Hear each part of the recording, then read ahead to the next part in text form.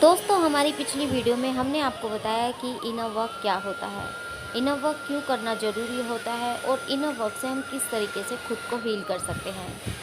दोस्तों, पिछली वीडियो में हमने आपको बताया कि किस तरीके से हम अपनी इनर चाइल्ड को देख सकते हैं, हमारी सोल पर ग्रोथ कर सकते हैं और ख़ुद को हीलिंग प्रोसेस से ले जा सकते हैं। वीडियो लंबी होने की वजह से आज हम सेकंड पार्ट लेके आए हैं, जिसमें हम बाकी की जानकारी देंगे, मेडिटेशन के बारे में बताएंगे कि हमें क्या क्या काम करने चाहिए जिससे हम खुद को हील कर सकें और इस ट्विन जर्नी को ईजी बना सकें। चलिए दोस्तों, चलते हैं अपनी वीडियो की ओर। नेक्स्ट है दोस्तों, इंसान के शरीर में कुल मिलाकर मेन 114 चक्र होते हैं।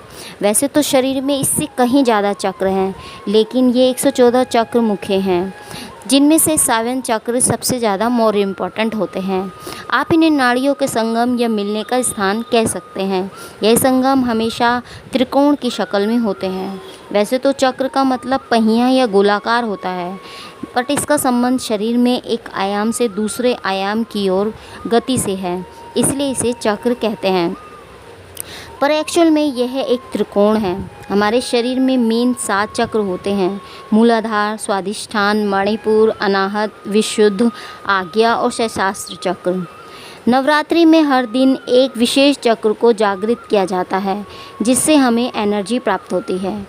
हम अगर इस एनर्जी का ठीक उपयोग करें तो असाधारण सफलता भी आसानी से प्राप्त कर सकते हैं। एक्चुअल में हमारी सारी एनर्जी मूलाधार चक्र पर होती है।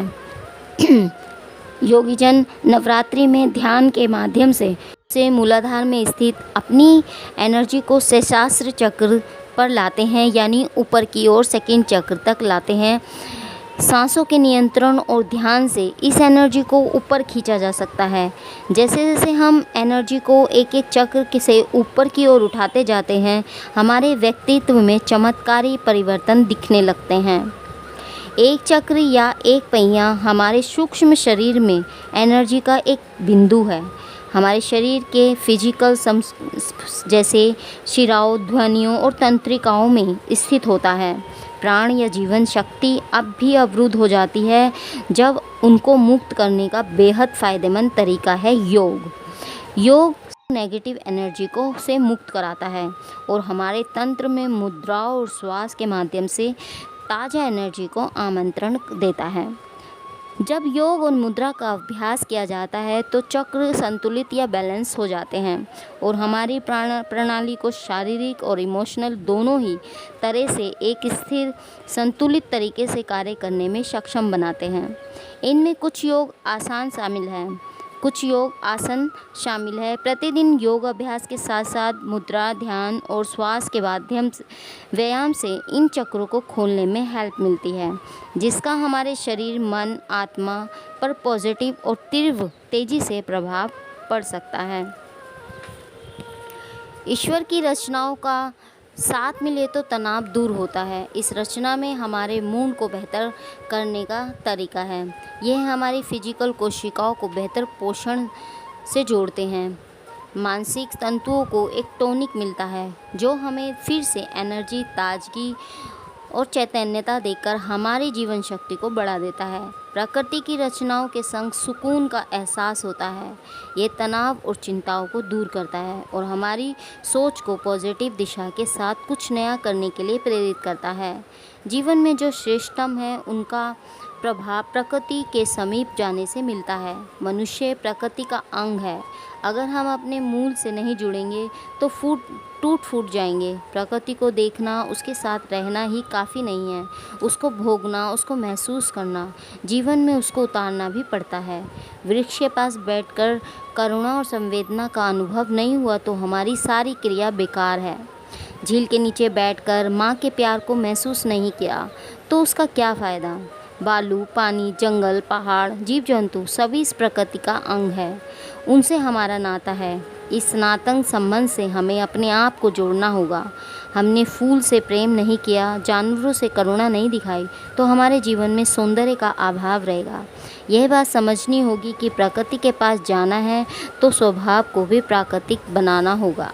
तरीके से दोस्तों ये हैं कुछ पॉइंट जिन्हें फॉलो करके आप उस टेंशन, डिप्रेशन, एंजाइटी या उस पेन से बाहर आ सकते हैं, खुद को उस पेन से बाहर ला सकते हैं।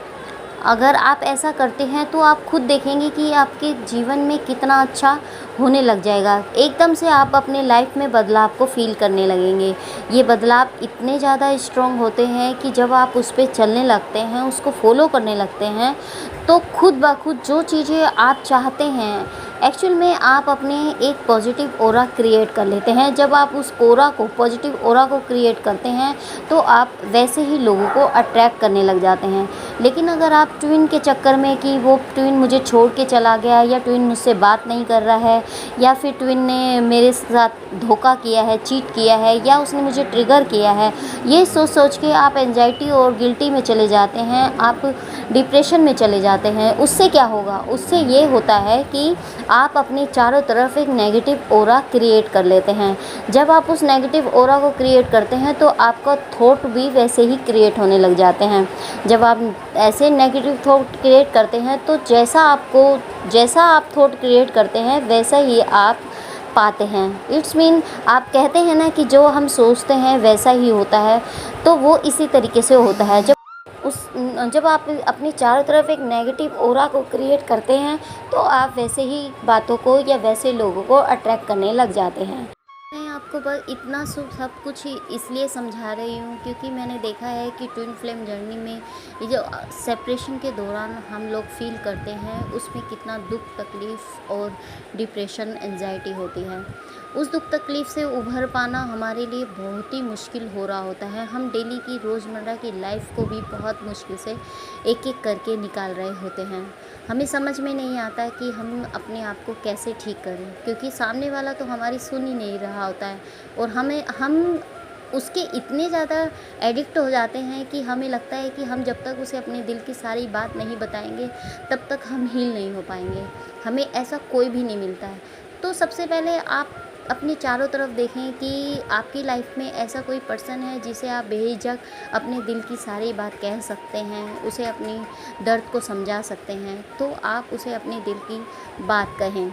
लेकिन अगर ऐसा कोई भी नहीं है तो आप अपने इष्ट भगवान या जिसे भी आप मानते हैं उसके आगे अपना सारा दुख तकलीफ़ रख दो, उसे सरेंडर कर दो और उसके ऊपर सब कुछ छोड़ दो।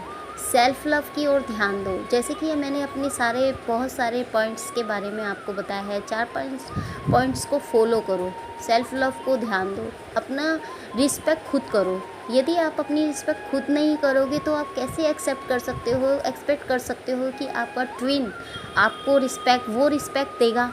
या आप अपने ट्विन को, जब आप खुद को ही प्यार नहीं कर रहे, आप अपने आप को नेगलेक्ट कर रहे हो कि मैं ऐसी हूँ, मैं वैसी हूँ, या मेरे ट्विन ने मेरे साथ ऐसा किया, वैसा किया, इसका मतलब मैं ही ऐसी हूँ जो उसने मेरे साथ ऐसे किया, मुझे इस पर इतना विश्वास नहीं करना चाहिए था, इतना ट्रस्ट नहीं करना चाहिए था, ये सब मेरी ही गलती। तो आप ऐसा करके क्या कर रहे होते हो? आप खुद को गाली दे रहे हो, आप अपनी सोल को बोल रहे हो, अपने आप को बद्दुआ दे रहे हो। इसका मतलब आप खुद से ही प्यार नहीं कर रहे हो।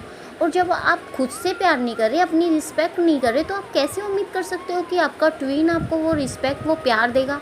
जब आप अपनी सोल को इस तरीके से बोल रहे हो तो आप कैसे सोच सकते हो कि वो आगे उसे वो प्यार मिलेगा? तो सबसे पहले अपने खुद के सेल्फ़ लव को जानें, खुद को प्यार करें, अपने आप को समझें, अपने आप को हील खुद करें। दूसरों से उम्मीद मत करें कि वो आएगा और वो हमें हील करेगा। अगर आप उसके चक्कर में रहोगे तो आप अपनी पूरी लाइफ बर्बाद कर दोगे, क्योंकि ये जर्नी ही पेनफुल जर्नी है। अगर आपने इसको समझ लिया तो आप अपने आप को हैंडल उसी हिसाब से कर लिया तो आप इसमें तर जाओगे। लेकिन अगर आपने इस बात को नहीं समझा और आप अपने आप को इसी तरीके से लेके चलते रहे तो ना जाने कितने साल क्या जन्म भी निकल जाएं, आप ना तो अपने ट्विन को पा सकते हो, ना अपने आप को प्यार कर सकते हो, ना अपने आप की रिस्पेक्ट कर सकते हो। आप कुछ भी नहीं कर सकते, आप सब कुछ खो दोगे। और साथ ही साथ आप ऐसी नेगेटिविटी को क्रिएट करोगे कि आपको वैसे ही लोग मिलेंगे जो आपको टॉर्चर करेंगे, आपको नीचा दिखाएंगे, आपके साथ मिसबिहेव करेंगे, आपको यूज़ करेंगे और आप यूज़ होगे। आप उन्हें नेगलेक्ट नहीं कर पाओगे, क्योंकि आपके अंदर वो स्ट्रॉन्ग पावर है ही नहीं। तो फिर आप सामने वाले को कैसे हैंडल कर पाओगे? आप तो उसके कैदी बन के रह जाओगे। वो सामने वाला जो कहेगा आपको वैसा चलना पड़ेगा। तो अपने खुद पर ध्यान दो। भूल जाओ एक बार अपने ट्विन को कि आपका कोई ट्विन है, ये भूल जाओ। सबसे पहले खुद की ग्रोथ करो, गॉड को सरेंडर करो, मेडिटेशन करो, नेचर के साथ टाइम स्पेंड करो, प्रकृति को देखो, पशु पक्षियों से देखो कितने कितने अच्छे लगते हैं। उनको करुणा की भावना दो, खुद को करुणा और दया की भावना दिखाओ, अपनी सोल को दिखाओ। देखो उसको, अपनी सोल को देखो। कैसे? मैंने आपको बताया है कि आप मिरर की हेल्प ले सकते हैं। आप मिरर में 5 मिनट खुद को देखो और देखो, आप अपने आप से बात करो, अपने आप को कहो मैं तुमसे बहुत प्यार करता हूँ, मैं खुद को प्यार करता हूँ, मैं खुद की रिस्पेक्ट करता हूँ, मैं बहुत स्ट्रॉन्ग हूँ, मुझे खुद पे बहुत गर्व है। देखो कितना बदलाव आता है आपके अंदर। मेडिटेशन करो, चक्रास पे वर्क करो। जब आप चक्रास पे वर्क करते हो तो आप जैसे जैसे ऊपर की तरफ जाते हो, एक एक चक्रास पे जाते हो, तो आपको अपनी लाइफ में वो बदलाव खुद साथ के साथ दिखने लगते हैं। आप रूट चक्र पे काम करो, रूट चक्र जो कि पूरी 3D वर्ड से जुड़ा है, आपकी खुद की लाइफ से जुड़ा है। अगर आपने वहाँ का वीक पॉइंट दिखाया तो आप थोड़ा सा भी डगमगाए तो जो आप थोड़ा भी स्ट्रॉन्ग हुए हो वो सब कुछ लस्ट हो जाएगा। इसलिए उसे नीचे की तरफ मत गिराओ, उसे ऊपर की तरफ लेके आओ। सैक्रल चक्र पे काम करो, हार्ट चक्र पे काम करो, आगे चक्र पे काम करो, क्राउन चक्र पे काम करो। तो देखो आप क्या पाओगे, आप एक शांति, सुकून को पाओगे। आप अपने पर्पस की तरफ आगे बढ़ोगे, आपको आनंद का प्राप्त होगा। आप खुद के प्रति तो प्यार करोगे ही, सेल्फ लव में आओगे ही, आप दूसरे को भी प्यार करोगे, दूसरों को भी वो रिस्पेक्ट दोगे।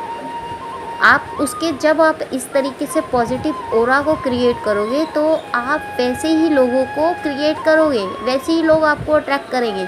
आपको उनके पास जाने की ज़रूरत नहीं पड़ेगी, वो खुद दौड़ के आपके पास आएंगे। आप जब इस पोजीशन में आते हैं तो आपका जो ट्विन है उसे बहुत गिल्टी फील होगी। उसे लगेगा कि मैंने क्या खो दिया, ये तो हीरा है जिसे मैंने कोयला समझा था, वो कोयले की खान में एक हीरा है। और वो खुद दौड़ कर आएगा आपके पास और वो तरसेगा आपसे मिलने को, आपसे बात करने को। आप इस बात को समझें, और यदि आपको इस बात को समझ के आगे बढ़ते हैं तो आप अपनी ट्विन को अपने सामने पाओगे।